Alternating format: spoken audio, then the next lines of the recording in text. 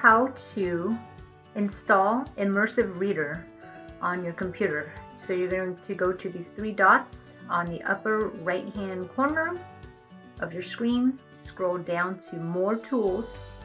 From there you're going to go to Extensions, click on that, and from this screen you're going to go to those three bars on the upper left hand corner of Extensions, click on that and go all the way down where it says Open Chrome Web Store. Click on that, and now you're in the Chrome Web Store. Search the store, you're going to put Immersive Reader. And what will pop up is this Use Immersive Reader on Websites, unofficial, and this will let you use that on any websites. I've already installed it, so it says rate it, but you should get an add to Chrome, and go ahead and install that. When you have it installed, it will look like this logo at the top of your tools bar, and when you click on that, actually you don't even need to activate it.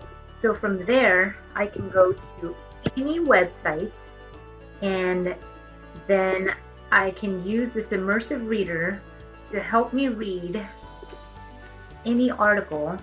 And I actually like this one a little bit better. I'm going to turn off my snap and read. A little bit better than the snap and read because it has a human voice and there's a lot more. So, okay. There's a lot more tools to it. So let me go back. I want to read this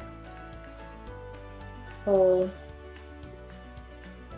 section here. I'm going to right click and click on Help Me Read This. And as you can see, it reads it with... Moon dust is a formidable adversary. The grains are as fine as powder and as sharp as tiny shards of glass. If you want it to break up your words into syllables, you can, but if you don't need to have all that stuff. That actually makes it look a little bit more confusing.